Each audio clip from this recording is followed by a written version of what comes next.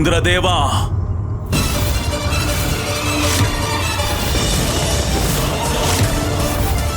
ఇంద్రదేవా, ముందు మీరు వెనక్కి రండి, తక్షణమే రండి.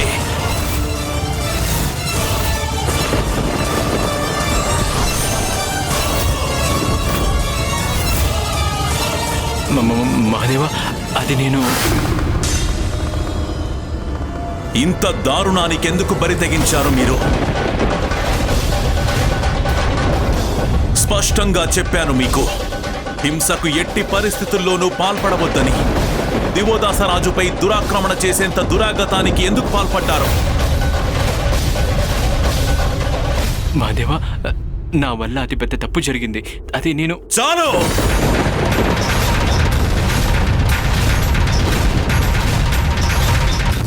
ఇక మీ నుండి ఒక్క మాట కూడా వినదలుచుకోలేదు. ఆ రోజు నేను దివోదాసరాజుకు వాగ్దానం చేసి నాకు నేనుగా కాశీని వదిలి వచ్చాను. మరిప్పుడు ఈరోజు ఏ అధికారంతో ఆయనపై దాడి చేయడానికి వెళ్లారు? మీరు చేసిన ఈ పనికి తప్పక తగిన శిక్షను అనుభవించాలి.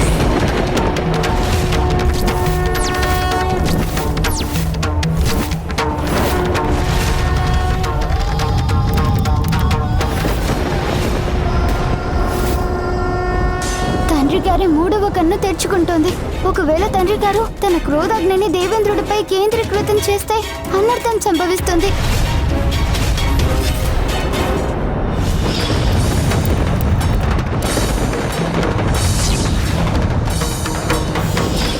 గతంలో ఒకసారి మహాదేవుడి మూడో కంటి నుండి వెలువడిన అగ్ని నుండి అతి కష్టం మీద తప్పించుకున్నాను. చూస్తుంటే ఈసారి నన్నెవ్వరూ రక్షించలేరనిపిస్తోంది. తండ్రి గారు, దయచేసి శాంతం వహించండి.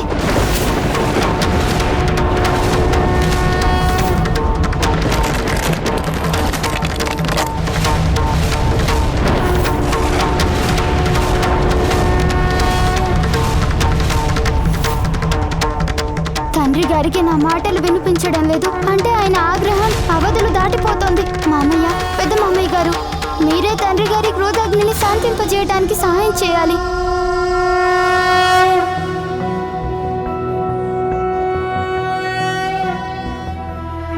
నాగేంద్రహారాయ త్రిలోచనాయ హస్తాంగరాగాయ మహేశ్వరాయ నిత్యాయ శుద్ధాయ దిగంబరాయ తస్మై నకారాయ నమః శివాయ మందాకిని సలిల చందనచ్చతాయ నందీశ్వర ప్రమథనాథ మహేశ్వరాయ మందార ముఖ్య బహు పుష్ప సుపూజితాయ తస్మై మకారాజితాయ నమః శివాయ.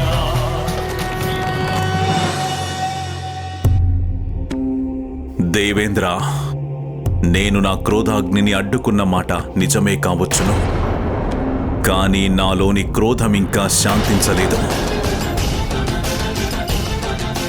ఈరోజు మీరు చేసింది క్షమార్హము కానిది, మీ స్థాయికి తగనిది. మహాదేవా, నేను తమని క్షమాభిక్ష వేడుకుంటున్నాను. ఆవేశంలో నేను చాలా పెద్ద తప్పు చేశాను. నేను నా మీద ఎందుకలా అదుపు కోల్పోయానో నాకే అర్థం కావట్లేదు మహాదేవా. నాకు తెలుసు.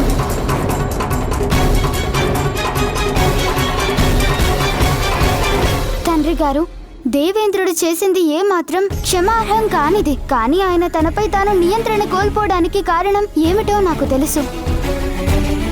అదుపు కోల్పోయేంత కారణమేమిటి గణేశ? ఏకంగా నా ఆదేశాలను సైతం ధిక్కరించి దాడికి పాల్పడేంత కారణం ఏమై ఉంటుంది? వారిలోని అభద్రత భావం తండ్రి గారు.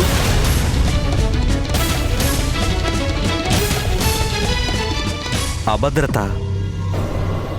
ఇప్పుడు ఆయన అభద్రతాభావంతో ఉండడానికి కారణం ఏముంది? తండ్రి గారు, తమరు కాశీలో లేని కారణంగా కాశీలో ఎవరికీ ముక్తి లభించడం లేదు.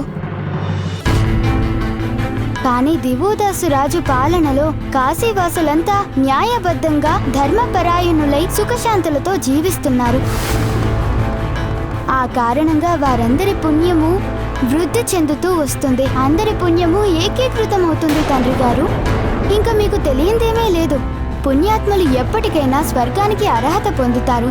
అలా పుణ్యంలో జీవితాన్ని ధన్యం చేసుకున్న అందరికీ భవిష్యత్తులో ఇంద్ర పదవి పొందే అర్హత లభిస్తుంది.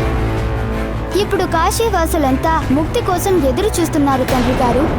వారు సంపాదించుకున్న పుణ్యంతో వారు తిన్నగా స్వర్గానికి వెళ్ళి ఇంద్ర పదవిని పొందే అర్హత సంపాదించుకున్నారు.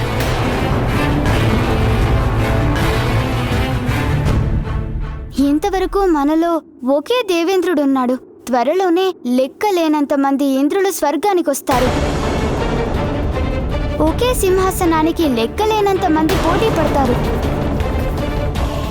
అప్పుడు మన దేవేంద్రుల వారికి ఎలాంటి విలువ ఉండదు.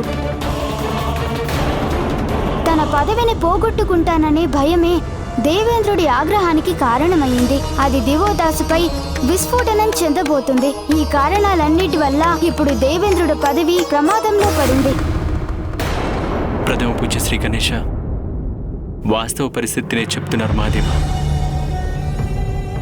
బహుశా నా భయమే నా క్రోధంగా మారిపోయి ఉంటుంది. దేవేంద్ర మరీ ఇంత స్వార్థంగా ఎలా ప్రవర్తించారు? ఇంత పదవి వ్యామోహం అయితే ఎలా? కేవలం మీ సింహాసనం తప్ప ఇదేది ప్రధానంగా కనిపించడం లేదు మీ కంటికి. అక్కడ జగస్త్య మహర్షి పరిస్థితి క్షణక్షణానికి దిగజారిపోతుంది దేవేంద్ర. వారికి మహాదేవుడి దర్శనం లభించకపోతే వారు తన ప్రాణాల్ని వదిలేస్తారు. ఫలితంగా మనందరికీ బ్రహ్మ హత్య పాతకం చుట్టుకుంటుంది. మనందరూ ఇక్కడికి రావడానికి కారణం మహాదేవుడిని ఏదో విధంగా కాశీకి తీసుకువెళ్ళడానికే. కానీ మీకు కేవలం మీ పదవి నిలబడితే చాలా. జరిగిందేదో జరిగిపోయింది. ఇప్పుడు దాని గురించి ఆలోచించే లాభం ఏంటి? మన సమస్య ఇంకా సమస్యగానే ఉంది. దానికి సరైన పరిష్కారాన్ని కనిపెట్టలేకపోయాం. నా దగ్గర ఈ సమస్యకి ఒక పరిష్కారం ఉంది. ఒకవేళ మీ త్రిమూర్తులు అనుమతిస్తే నేను కాశీ వెళ్ళొస్తాను.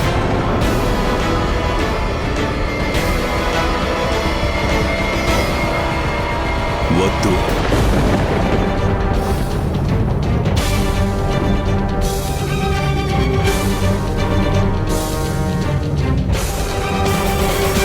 ఒకవేళ నేను అతి చొరవ తీసుకుంటున్నాననిపిస్తే నన్ను క్షమించండి, కానీ తమరు కాశీ వెళ్ళడానికి ఏదో ఒక ఉపాయం అన్వేషించక తప్పదు తండ్రి గారు. ఎందుకంటే తమరు ఇప్పుడు కాశీకి వెళ్ళడం చాలా అవసరం. తమరి భక్తులకి తమరు అవసరం ఉంది. జగస్వి మహర్షి తమరి దర్శనానికై పరితపిస్తూ ఉన్నారు అక్కడ. ఇక అమ్మైతే ఎంతో ఆవేదనతో తమరి కోసం ఎదురు చూస్తూ ఉన్నారు.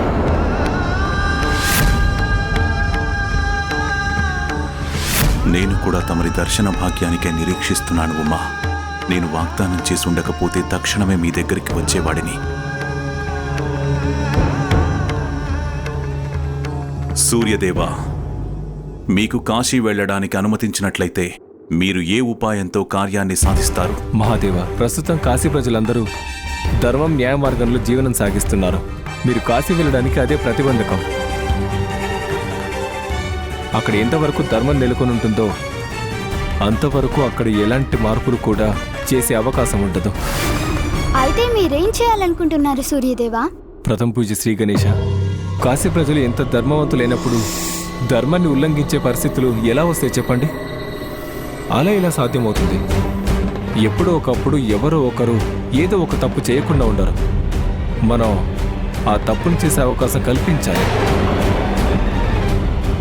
తప్పు చేసే పరిస్థితి కల్పించాలా మనం? అవును మహాదేవ. ఆ తప్పుని ఆధారంగా చేసుకుని దివోదాసు రాజు పాలనపై ప్రశ్న లేవనెత్తడం ద్వారా తన పాలనకు జన్మగీతం పాడొచ్చు. మహాదేవ, నేను సూర్యదేవుడి సూచనతో ఏకీభవిస్తున్నాను. కాశీ భక్తుల మోక్షం కోసం, సృష్టిని ఉద్ధరించడానికి, మీరు ఆదిశక్తి మళ్ళీ కలుసుకోవడం కోసం కేవలం ఈ ఒక్క ఉపాయమే మిగిలి ఉంది మహాదేవ. మన సూర్యదేవుడు త్రికాలజ్ఞుడు. కాశీలో ఏ ఒక్కరైనా తప్పు చేయాలంటే వారికి తక్షణమే తెలిసే అవకాశం ఉంది. సూర్యశక్తి సృష్టిలోని అణువణువునా వ్యాపించి ఉంది. ఆయన దృష్టి నుండి ఏ ఒక్కరూ తప్పించుకోలేరు.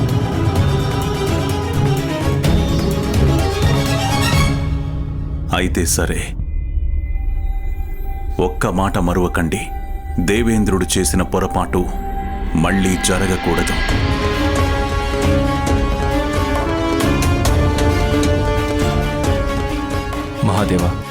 నా మీద నమ్మకం ఉంచండి. నేను సాక్షాత్తు పరబ్రహ్మ స్వరూపాన్ని. అందువల్ల నా వల్ల ఎలాంటి తప్పు జరగదు.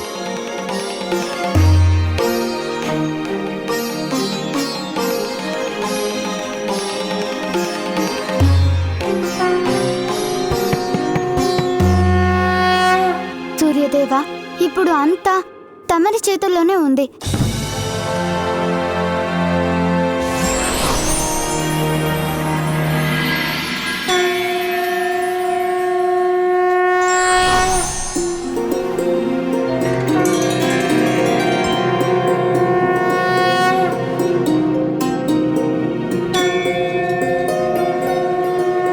ప్రణామాలు మాత. ప్రణామాలు సూర్యదేవా. తమరేమిటిలా? మా స్వామి ఎలా ఉన్నారు? మహాదేవుడు తమరి కోసమే పరితపిస్తున్నారు మాత.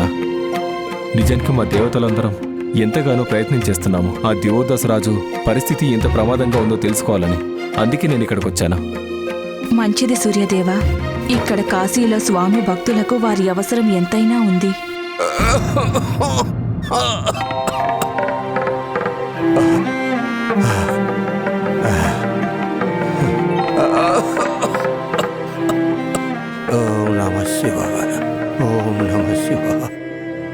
ఆ దివోదాసి రాజుది ఎంత కఠినమైన హృదయమో.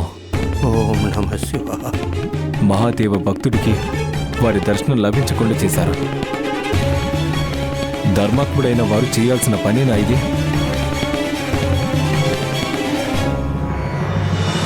మాత, ఇది నా దృఢ నిశ్చయం. నేను ఏదో ఒక ఉపాయం కనిపెడతాను. నా లక్ష్యాన్ని తప్పక నెరవేర్చుకుంటాను. నేను కాశీరాజు దివోదాసు పాలనలో అధర్మం, ఆయన పేరు ప్రఖ్యాతల్లోని దొల్లతనం బయట పెట్టి తీరుతాను.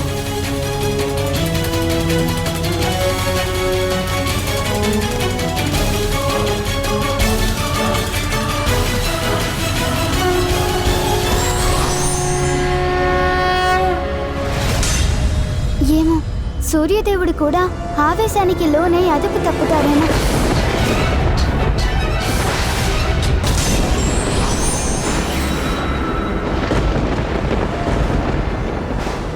లేదు, సూర్యదేవుడు సామాన్య పౌరుడి వేషంలో బయలుదేరారు. ఇప్పుడు ఆయన సాధారణ ప్రజలతో కలిసిమెలిసి తిరగవచ్చు. ఏది తప్పించుకోలేదు నా దృష్టి నుండి. ఇక్కడి అణువుని నా చూపుతో పరిశోధిస్తూనే ఉంటాను నేను. నాకు నమ్మకం ఉంది, త్వరలోనే ఈ ధర్మకర్మల రాజ్యంలో ఏదో ఒక అధర్మాన్ని తప్పక కనిపెడతాను. మీరు కేవలం నమ్మకం ఉంచండి.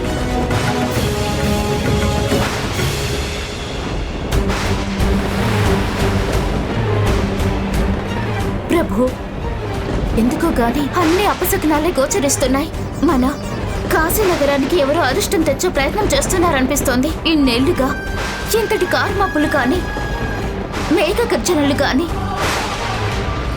ఇంత తీవ్రమైన మెరుపులు ఎప్పుడు కనిపించలేదు స్వామి. నిజానికి నాకేమనిపించిందో తెలుసా? ఆ దేవేంద్రుడే కాశీ వచ్చినట్లు అనిపించింది. ఆయన మన మీద దాడి చేస్తున్నారనిపించింది.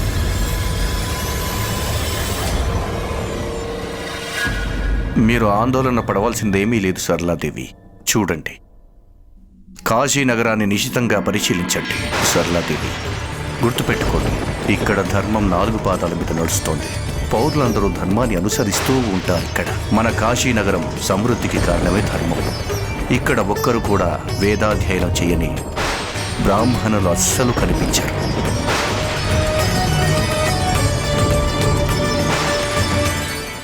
ఏదైనా ఎలా అయినా సరే లోపరహిత కాశీలో ఏదో ఒక లోపం తప్పకుండా ఉంటుంది. ఆ లోపాన్ని నేను వెతికి పట్టుకుంటాను.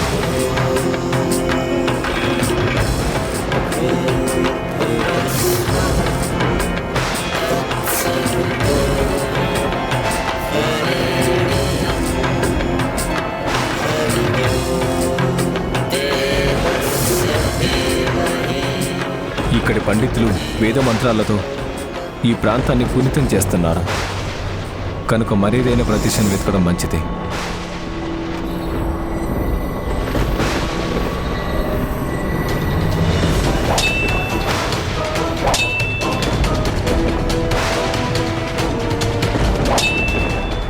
అక్కడ ఖడ్గచలన ధ్వనులు వినిపిస్తున్నాయి.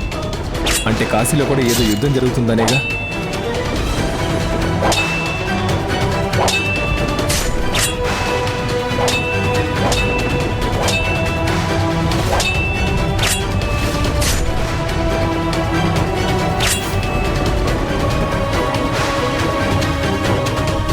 చూస్తుంటే సూర్యదేవుడు ఏదో ఒక తప్పుని వెలుగులోకి తీసుకొస్తాడనిపిస్తుంది. నగరం మధ్యలో యుద్ధం జరుగుతుంటే ఎవరో ఒకరు నియమాల్ని మీరి అతిక్రమిస్తారు. అంటే దివోదాసు ధర్మపాలనలో ఎక్కడో ఒక చోట ఖచ్చితంగా అధర్మం చోటు చేసుకునే అవకాశం ఉందనే కదా.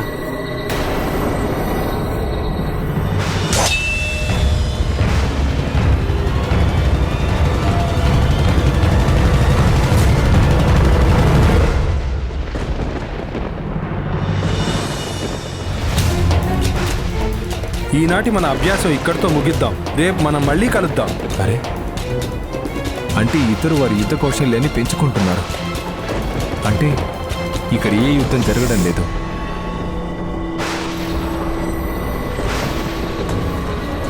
ఓ, విపణి వీధి. అంటే ఇక్కడేదో ఒక విధమైన మోసం జరిగే అవకాశం ఉంది.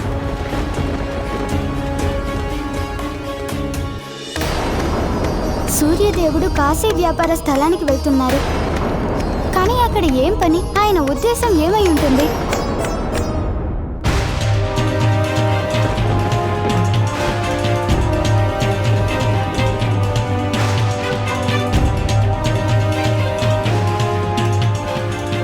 ఇవిగో మీరు అడిగిన రుద్రాక్షలు, 2 బంగారు నాణాలు.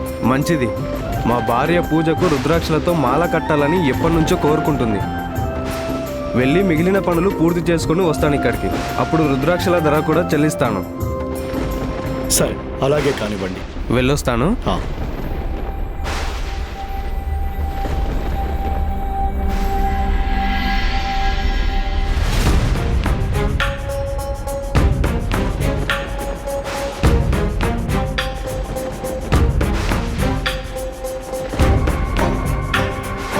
వ్యాపారి, చెప్పండి. రుద్రాక్షల సంచి వేల ఎంత? వాటి విక్రయం అయిపోయింది. అలాగైతే కొన్నైనా దీనికి మూల్యం చెల్లించారనేగా? లేదండి, ఆయన వచ్చి త్వరగా తీసుకెళ్తారు. వారికి నేను ముందే మాటిచ్చాను. ఆహా, అది నేను చూశాను. దాని వేల 2 బంగారు నాణేలని చెప్పారు. నేను మీకు 5 బంగారు నాణేలు ఇస్తాను. వెంటనే వాటి ధర చెల్లిస్తాను.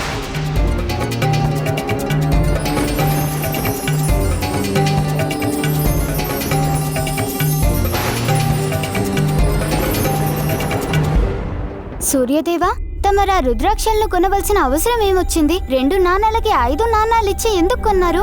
ఈ సూర్యదేవుడు ఏం చేస్తున్నారు?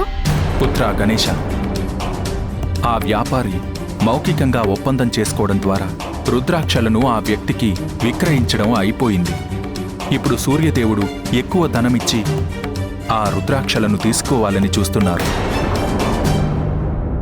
అంటే సూర్యదేవుడు ఆ వ్యాపారికి మరిన్ని నాణాలిచ్చి ప్రలోభ పెడుతున్నారు. అంటే సూర్యదేవుడు ఏం చెప్పాలనుకుంటున్నారంటే కాశీనగరంలో కనిపిస్తుంది అసలు వాస్తవికంగా నిజమే కాదు. కాశీ జనాల మనసులో కూడా ఆశావాదం ఇంకా పాపం ఉంది.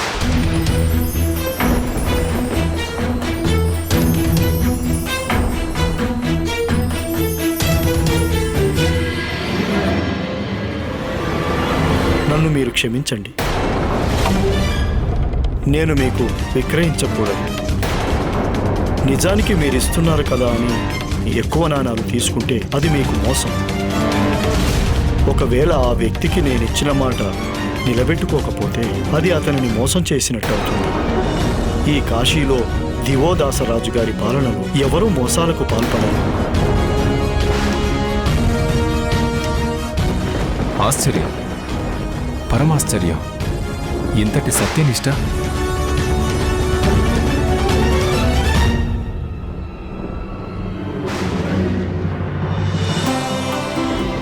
మన రాజ్యంలో వ్యాపారం చేసేవారెవ్వరూ కొనేవారిని ఎప్పటికీ మోసం చెయ్యరు. అధిక లాభాలను ఆశించరు. అదే గొప్పతనం. సూర్యదేవుడు అధిక లాభంతో ప్రలోభ పెట్టినప్పటికీ ఆ వ్యాపారి మనసులో దురాశ కలిగించలేకపోయారు.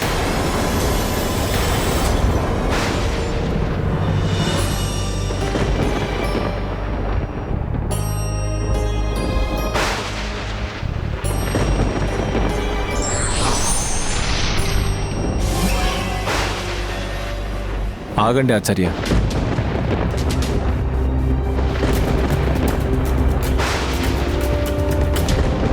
మీరెవరో యాత్రికుడిలా కనిపిస్తున్నారు.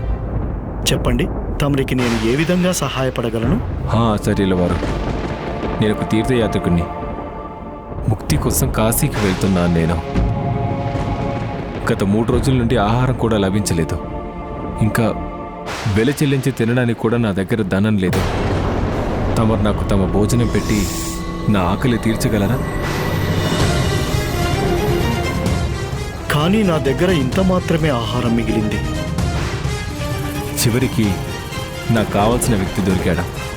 ఆకలితో ఉన్న వారికి అన్నం పెట్టి సహాయం చేయకపోతే, సమయానికి తగిన సహాయం అందించకపోతే అది కూడా అధర్మమే అవుతుంది.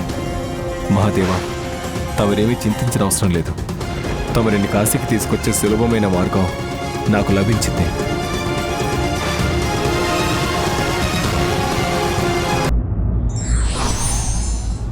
పరిస్థితులు ఎంత ప్రతికూలంగా ఉన్నా సరే మాట తప్పకుండా ధర్మాన్ని ఎవరైతే అనుసరిస్తారో, దురాశకు లోను కాకుండా ఎవరైతే మెలుగుతారో వారినే ధార్మిక వర్తుడని పిలుస్తారు.